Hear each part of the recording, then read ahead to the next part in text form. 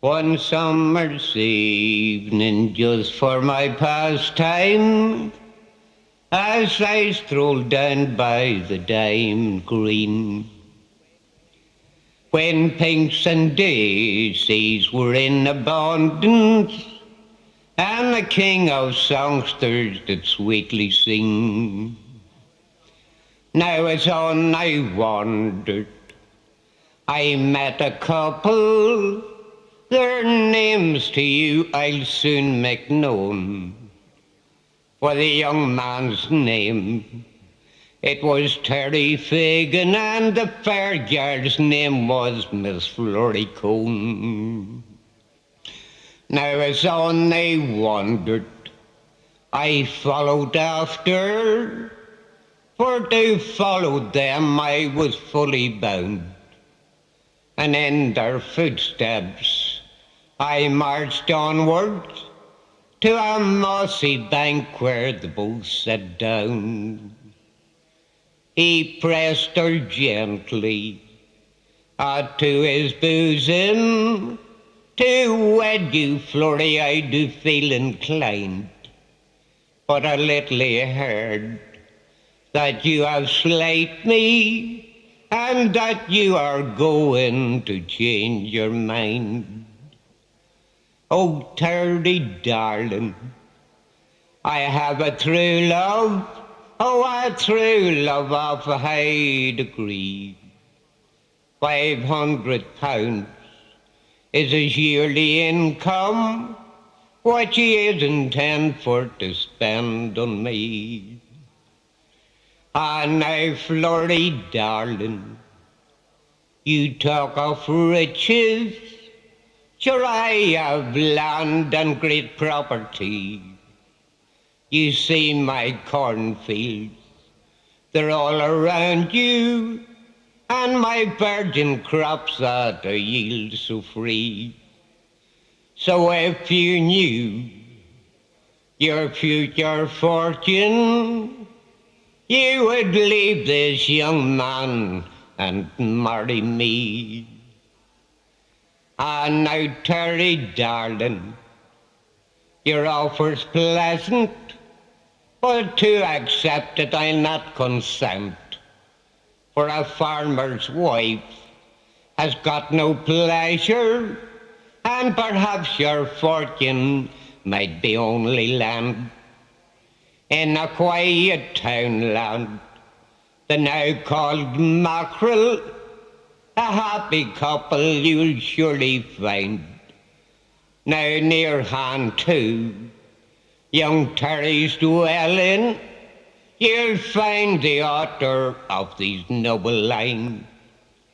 It was he who was listening to their conversation.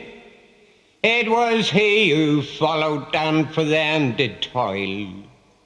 And for his name, I am sure you guessed it, your humble servant, young Thomas Doyle. He's gone away, he's left us, our darling blue-eyed boy. He's gone, he's left us sad forevermore.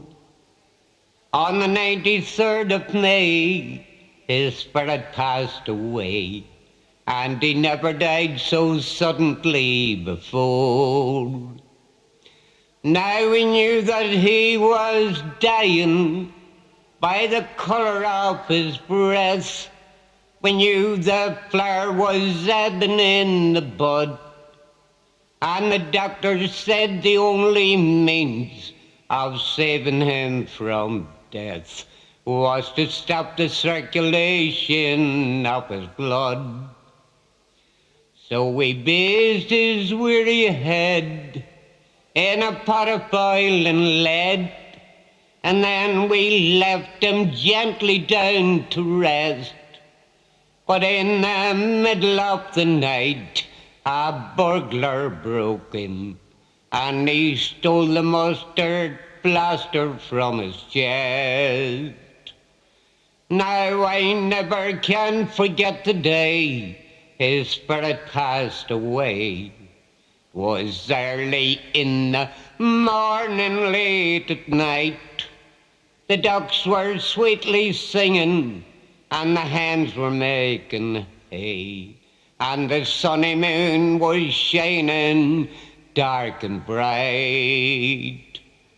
We filled his mouth with glue just to try to bring him through, but alas, all our efforts were in vain.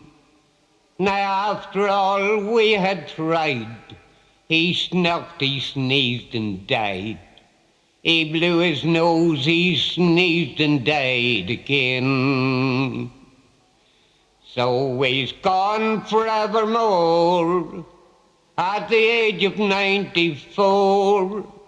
There is nothing in this world his life could save. I am going to the brick fields. I'll fulfill his last request, and I'll plant a row of footstools on his grave. For no more upon that mat he'll sport with pussycat, no more between his teeth he'll squeeze or till, no more against those iron bars he'll rub her little nose, for her darling blue-eyed boy has kicked the pail.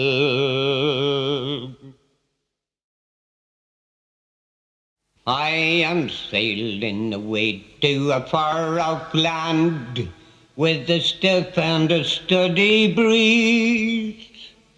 Oh, a jolly crew and a captain too, to take me o'er the seas.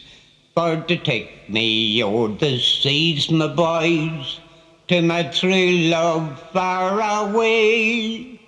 For I'm on the move to me own true love, 3,000 miles away.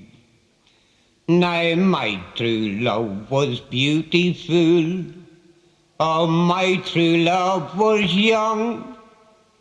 Her eyes they shone like diamonds bright, oh and silvery was her tongue. And silvery was her tongue, my boys, and as she sailed away, I do said she remember me 3,000 miles away. Now I never can forget the day I parted from my peg. She had a diamond band around each hand, and another around each leg, and another around each leg, my boys. And as she sailed away, I do it grand in a far-off land, 3,000 miles away. Now the smoke may pour through a chimney top, and the Liffey flows quite clear. A policeman may forget his bent, I may forget my beer. I may forget my beer, my boys, or the landlord's quarter day, but I'll ne'er forget my own true love, 3,000 miles away. So blow the breeze, hi-ho, and a roving I will go. I'll stay no more round Erin shore, so let the music play. I am off on the morning train, and I'll cross that raging main, for I'm on the move to my own true love, 3,000 miles away. It was on a Saturday night we went to Mooney's. The weather it was frisky and fine. I felt so dry, said I'll try a bottle of the Toney Wine. I went in and I stood beside the counter. The barman said, "A seat if you won't mind." "And no," said "I'd rather try a bottle of your Toney Wine." Now he showed to me a small one at a tanner, a larger one at 109. If it's all the same to you, I'll drink those too, so long as they are Toney Wine. It was less than half a jiffy I had drank them, telling my neighbours I was feeling fine. I began to sing "God Save the Queen" at the drinking of the Toney Wine. Now the barman, he slipped around the counter. He put his hands on me, how well I mind. He threw me out. I began to shout, "Come here for some Toney Wine." Now I fell in the arms of two policemen. They marched me on the trail, how well I mind. And in their book my name they took for the drinking of that Toney Wine. It was early next morning to the courthouse. My verdict I went for to hear. 3 months from today, I'll Wilson did say, for the drinking of that Toney Wine. Well, if ever I live to see my freedom, let the weather it be frisky or fine, I would rather die. Boys, you know that I would try another bottle of the Toney Wine. In Gosford of Fleet a young damsel to dwell, for youth and for beauty few could her excel. A young man did court her to make her his dear, and he to his trade was a ship's carpenter. Now he says, "Dearest Mary, oh, would you agree and give your consent for to marry me? Your love, it would cure me of sorrow and care, if you give your consent to a ship's carpenter." Young Mary, like bunches of roses in June, she says, "Dearest Willie, to wed I'm too soon." And young men are curious, you can see very plain. When young maids are kind, they are quickly disdained.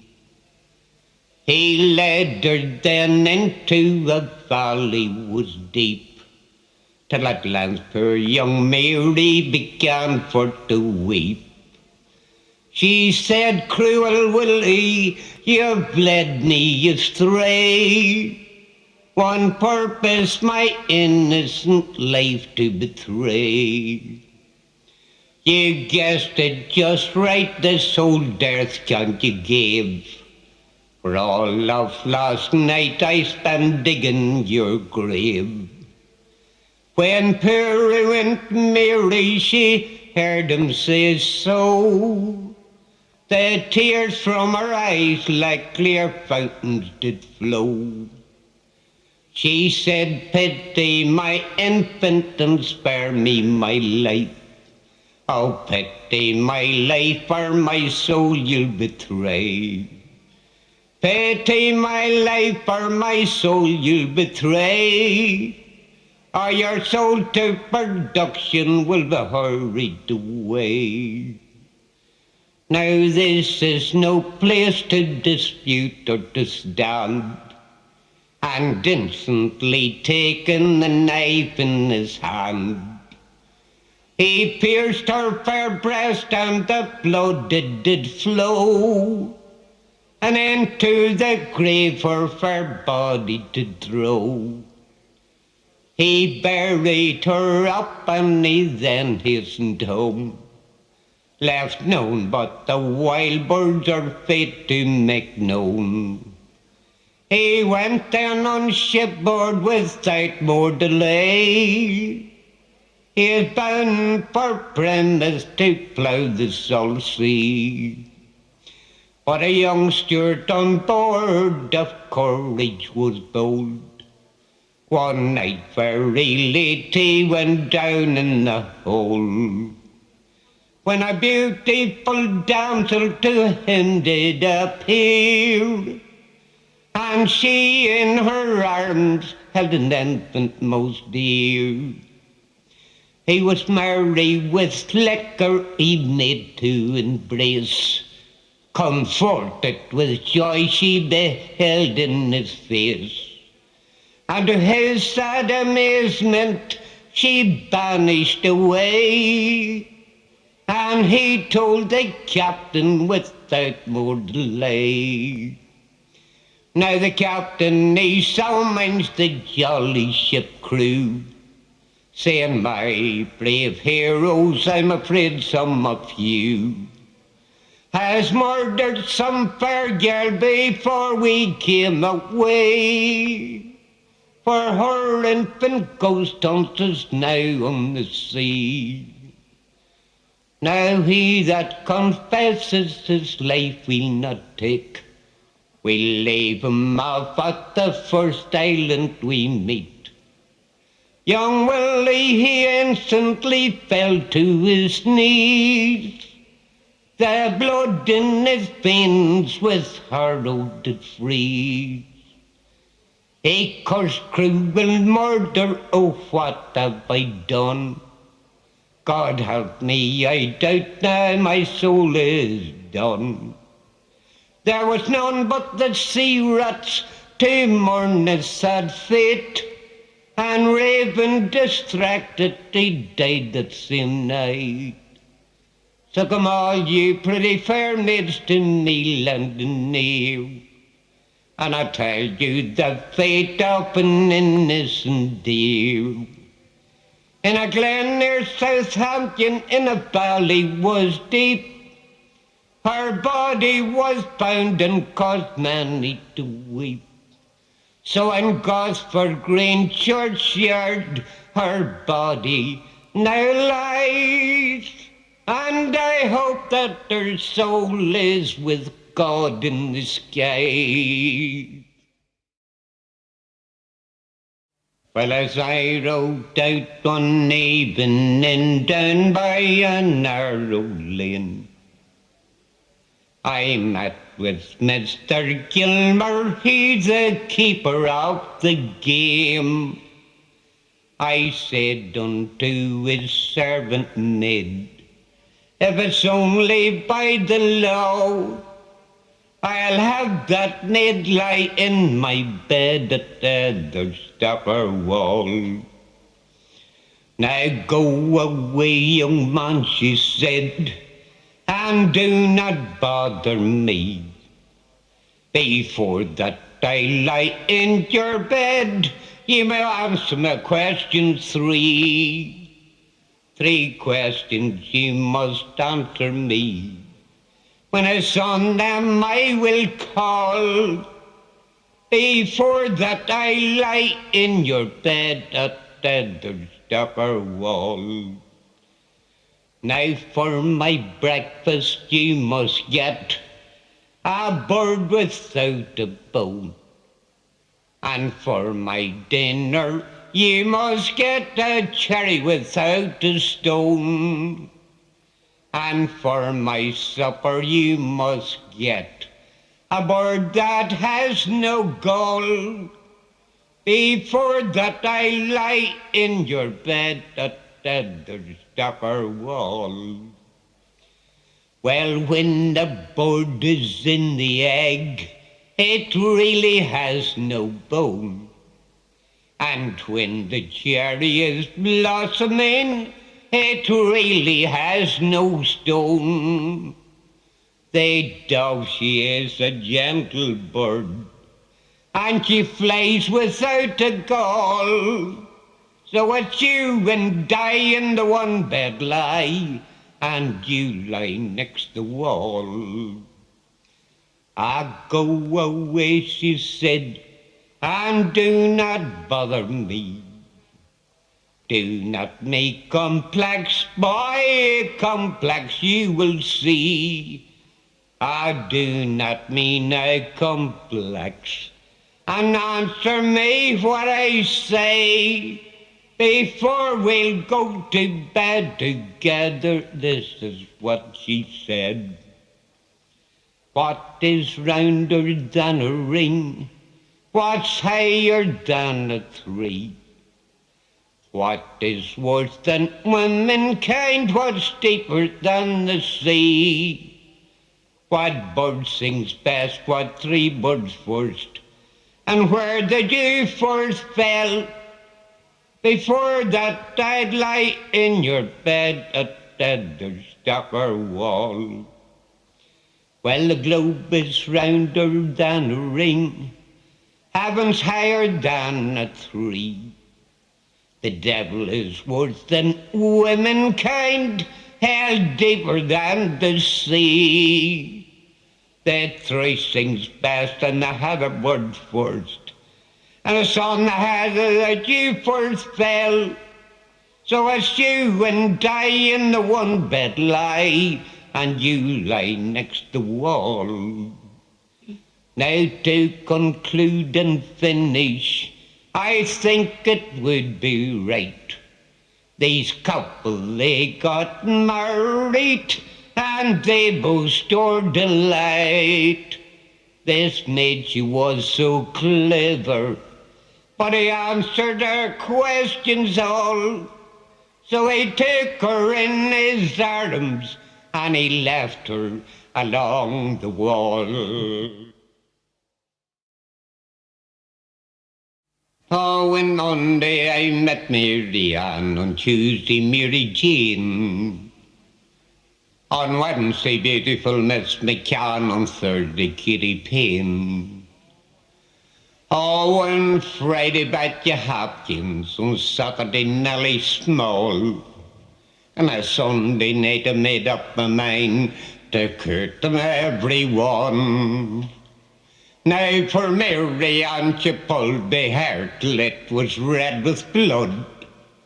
And as for Betty Hopkins, she smothered me with mud. Oh, my charming Nellie Small, she banged my head till it was black against the garden wall. So on Monday I met Mary Ann, Tuesday Mary Jane, on Wednesday beautiful Miss McCann, on Thursday Kitty Payne. Oh, on Friday Betty Hopkins, on Saturday Nellie Small, and a Sunday night I stayed at home in case I'd meet them all. So I sent McCann with McCann to bring me a can of stout. And McCann come running in and said, "You can, it's running out." So I hut McCann for spilling McCann, to strain McCann of stout. When McCann come running in and said, "Your can, it's running out." Well, as I rode out one evening, it'd been in the bloom of spring, I heard a pretty girl complain, and carelessly did sing, saying cruel, oh, was my parents. They did me so annoy, and they would not let me marry my Bonny Labouring Boy, said the mother to her daughter, what are you going to do? Are you going to marry a poor labouring boy? Oh, a boy you never knew. Some lord or peer could fancy you, and his riches you could enjoy. So why then throw yourself away on the poor labouring boy? Said the daughter to her mother, your talk is all in vain, for I will marry my labouring boy, and this wide, wide world I'll reign. Some lord or peer could fancy me, but his riches I'll not enjoy. For I'd rather live a poor humble life with my Bonny Labouring Boy. Now they locked me in my bedroom, all my comforts to destroy, and they would not let me tarry with my Bonny Labouring Boy. But my love came to my window, and this to me did say, rise up now, lovely Molly, and with me you come away, with nothing on but my night entire. To his arms I jumped with joy, and it's now I am happily married to my Bonny Labouring Boy. Oh, it's just a year ago today I went to see the Queen. She dressed me up in ribbons, boys, and they were trimmed with green. Oh, she gave to me a medal, and it was made of tin. I got home, she you scoundrel, you belong to Magherlin. It's a good old-fashioned country in a good old-fashioned style. It's a credit to the county down and the pride of Baron's Isle. They've got a lovely harbour for the fish boats to come in. Oh, and when you sail for Ireland, you sail from Magherlin. Now you all heard of Napoleon Bonaparte. He conquered over Europe and many other parts. He tried to conquer Ireland, but she would not give in. And he died at St. Helena's when he thought in Magherlin. Now you all heard of King William and the day he crossed the Boyne. He brought with him a ball of wax and 60 balls of twine. When he reached the other side, these orders he left in for to make 1,000 pair about for the Ducks of Magherlin. Now my mother, she's a weaver, boys. Oh, she can weave and spin. My brother, he's a tinker, and he works amongst the tin. My father was a ploughboy, and he ploughed the raging main. And he got his education in the town of Magherlin. It's a good old-fashioned country in a good old-fashioned style. It's a credit to the county down and the pride of Ireland's Isle. They've got a lovely harbour for the bread yards to come in. Oh, and when you sail for Ireland, you sail for Magherlin. Sure, there was a man lived in the west with me yarn and me yarn and me Andy O. And he had an old woman and she wasn't the best, and still she was Mourne Maggie O. Mourne Maggie O. And she went with the yig yarn. She had 10 cows to a milk and tie, with me yarn and me yarn and me Andy O. And she lay in bed till the all went dry, and still she was Mourne Maggie O. Mourne Maggie O. And she went with that yig yarn. She had 10 chickens and a fancy cock, yet she was Mourne Maggie O. And every day she had one for the pot, and still she was Mourne Maggie O. Mourne Maggie O. And she went with that yig yarn. She churned the butter in the old man's boots, with me yarn and me yarn and me Andy O.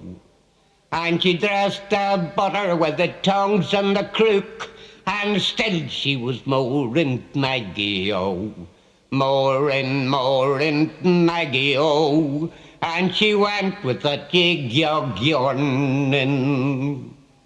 She left the butter all on the shelf, with me yarn and me yarn and me Andy O. And it never was turned till it turned itself, and still she was Mourne Maggie O. Mourne Maggie O. And she went with that yig yarn. Now she swept the floor once a year, with me yarn and me yarn and me Andy O. And she still complained that her brooms were dear, and still she was Mourne Maggie O. Mourne Maggie O. And she went with that yig yarn.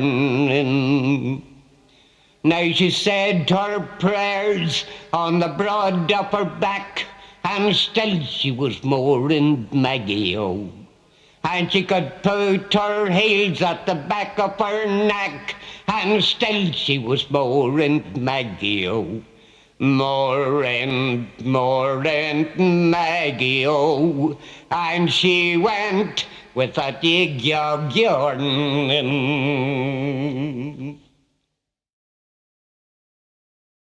When I grown in the land so many sights I've seen, there's none so fair or can I compare with our own dear Isles of Green. There is but it's in my memory, it's in my memory still, that little wee town in the county down Rathfriland on the hill. Oh, it's ancient and it's beautiful, it is a lovely sight. It was well situated now upon that ancient height. Our fathers, they were proud of it, but we are prouder still. That little wee town in the county down Rathfriland on the hill. It's ancient and it's beautiful, its views are far and wide. You can view the purple heather on that moorland mountainside. You view the hills of sweet Belfast and likewise sweet Bessbrook Mills. From that little wee town in the county down Rathfriland on the hill. You travel up to Dublin from that to Slievenamon. You cross the river Shannon, you come back by the Bann. You go, you see Killarney's lakes, but go wherever you will. For a finer sight you'll never see than Rathfriland on the hill. Well, if I was in the Rathfriland town, I'd count myself at home. I'd settle down in married life, no more I'd wish to roam. I'd call with Stephen Toeman, and glasses there would fill. And I'd drink a health to Erin's Island, Rathfriland on the hill. For I sprinkled over with cottages, and the walls as white as snow. There's a welcome at the door, boys, and no matter where you go. There's a welcome at the door, I think I see it still. That little wee town in the county down Rathfriland on the hill. For it's ancient and it's beautiful, it is a lovely sight. It was well situated now upon this ancient height. Our fathers, they were proud of it, but we are prouder still. That little wee town in the county down Rathfriland on the hill. I used to court a charming girl, I'll have you all to know. Her skin, it was now lovely, her skin as white as snow.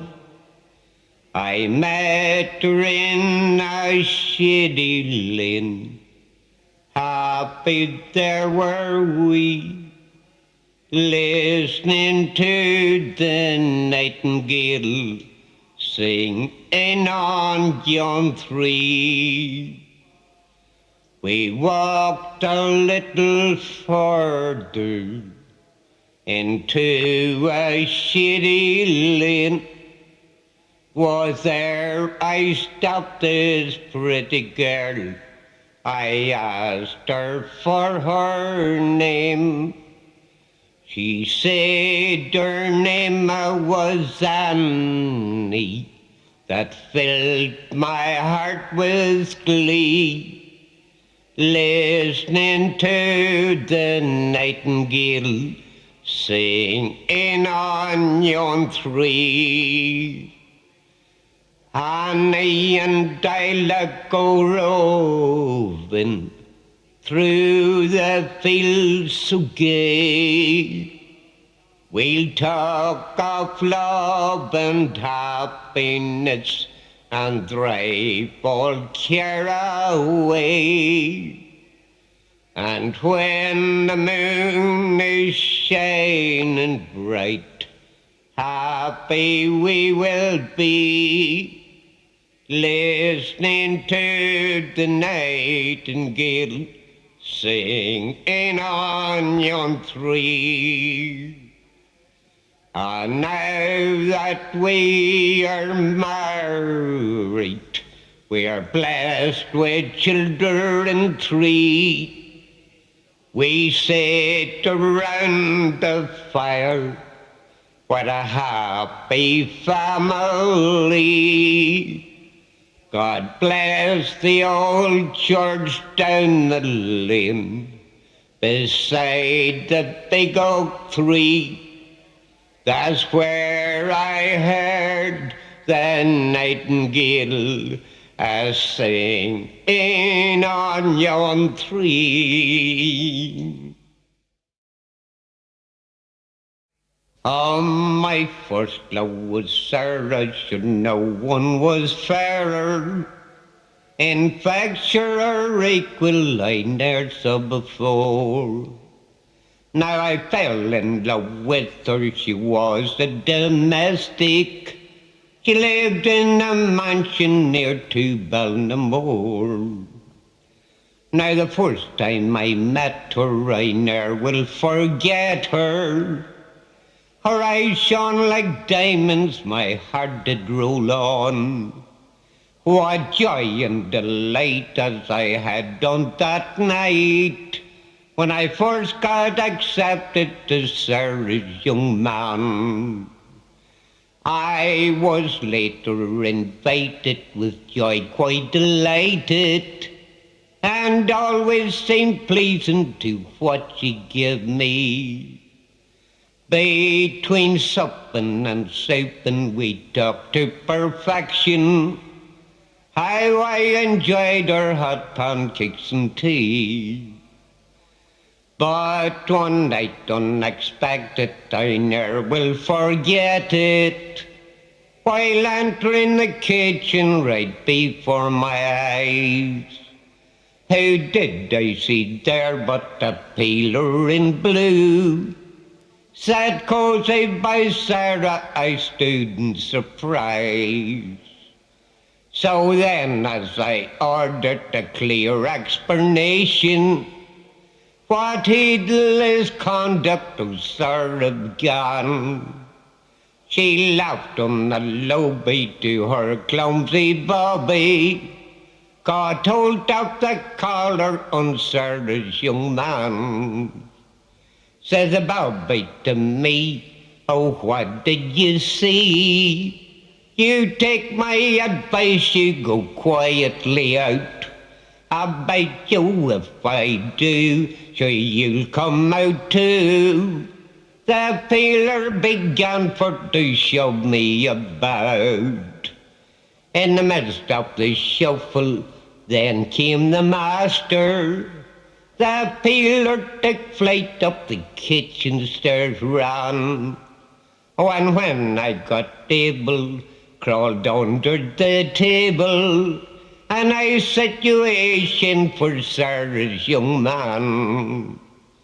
Now in came the master, before him came faster, the dog with the snuffing and sniffing began. Oh, the master re-looked at the cloth from the table, and he pulled from in under it Sarah's young man. Oh, the master retightened his grip on my collar, saying, who are you, what are you, where are you from? Oh, a rogue or a lover, your name I'll discover. Till at length I got saying I was Sarah's young man. Now the next time we met, she was full of regret. She said, pardon me this time, will do if you can. I know, I said, fools often fall off their stools. So thank God I'm no longer called Sarah's young man. Oh, come, listen, date youth and keep silent each day. And I'll tell you a tale of a Bobbie of fame. For as lately to Jonesborough barracks he came, and I call him Big Lynch the Policeman. Now a dirty big Bobbie could scarcely boards.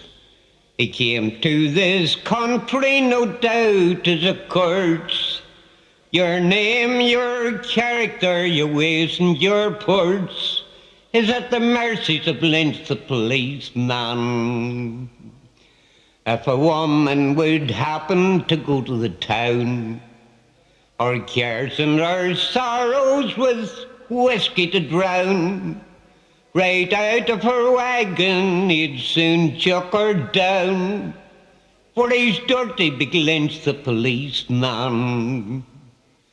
Now the neighbours they talk and it sounds very droll.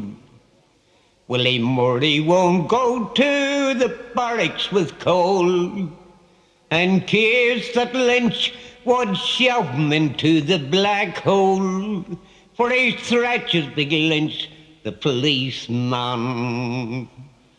Now a group of the Yankees for pastime in Kent, been fond of their beer down to McDonald's went, but before the poor creatures their coppers had spent, in staggered Big Lynch the Policeman.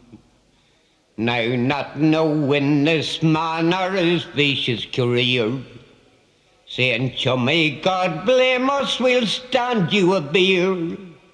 And now have your pleasure, it's seldom we're here.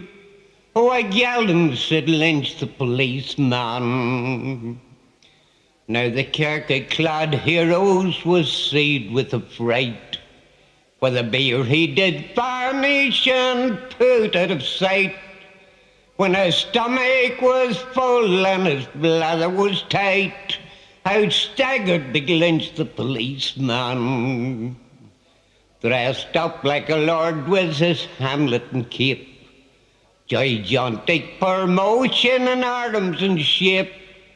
What pure puny mortal could hope to escape had I met with Big Lynch the Policeman? So my song it is ended, girls and boys. I think it's my chance you all to advise. You keep steady, keep sober, you beware and be wise, and keep your eye on Big Lynch the Policeman.